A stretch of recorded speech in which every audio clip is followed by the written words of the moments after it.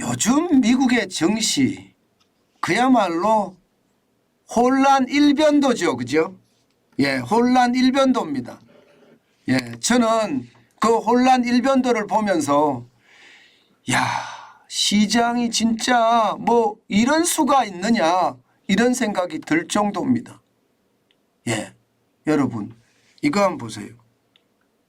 예, 이거를 보시면 여러분들도 놀라실 거예요.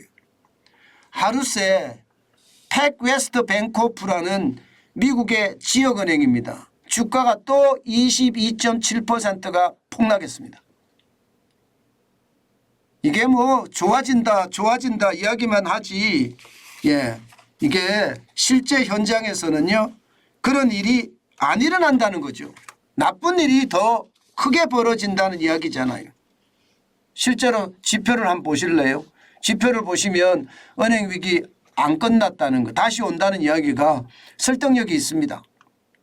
보시는 것처럼 네, 팩웨스트 뱅코프의 주가 추이입니다.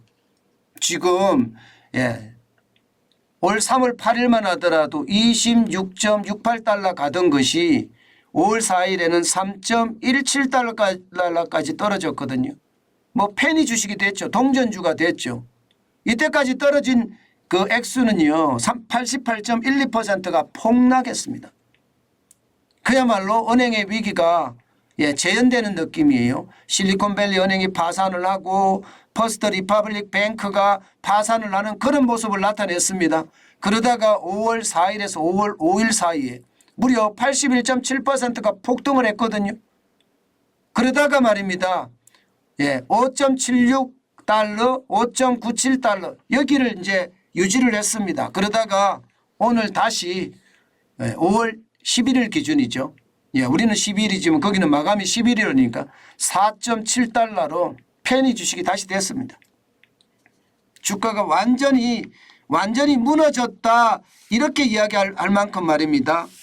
많이 떨어졌어요. 많이. 은행주가 여기만 떨어졌을까요? 그렇지 않습니다. 예, 그만큼 말입니다. 은행주 전체적으로는요. 뱅크런에 대한 위험이 조금씩 있는 거예요.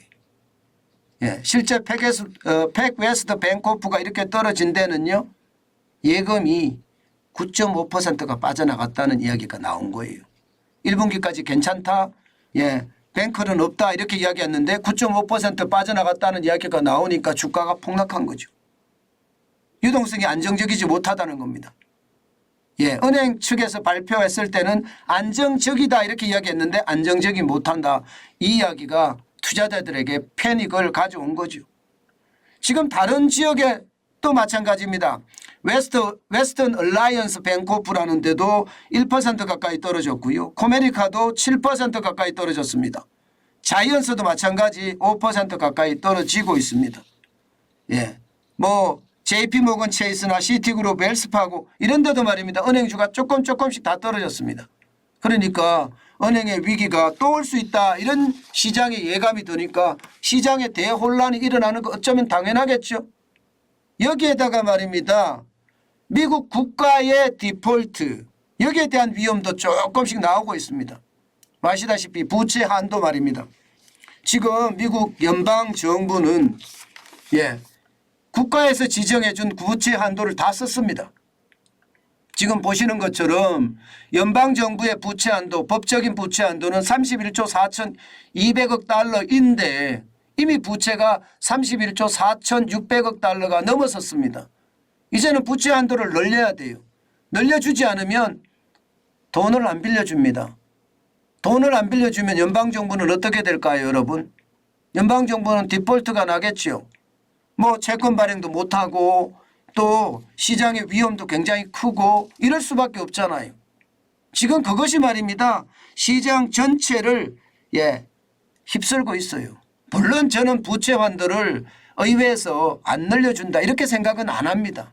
이게 항상 벼랑 끝 전술이라고 해서 끝에 가서 결국은 늘려주고 했는데 또 늘려줄 거라고 예상은 해요. 이게 정치적인 이슈니까. 그렇지만 시장에는요. 하루라도 이게 돈의 흐름이 바뀌면 위기가 올 수 있으니까 그 위기에 대한 이야기를 지금 하고 있는 거다 이렇게 생각합니다. 사실 생산자 물가가 많이 떨어졌잖아요. 생산자 물가가 지금 예상했던 것보다가 훨씬 더 많이 떨어졌습니다. 뭐 2%에 근접해 갑니다. 2%, 2.3% 떨어졌나? 2.3%인가요? 예. 2.3%까지 왔다는 것은 여러분 어떻게 생각하면 물가가 잡혀간다는 이야기예요. 반대로 이야기하면 경기가 침체된다는 이야기고요. 어쨌든 물가는 잡혀가는 거잖아요.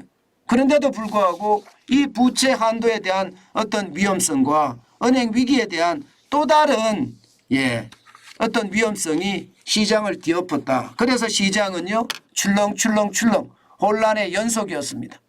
당연히 시장 전체적으로는 보면 떨어졌죠. 다우산업은 0.66% 떨어져서 221.82가 빠졌고요. 33,309.51로 마감이 됐습니다. 다우산업이라는 게 여러분도 알다시피 블루칩 중심입니다.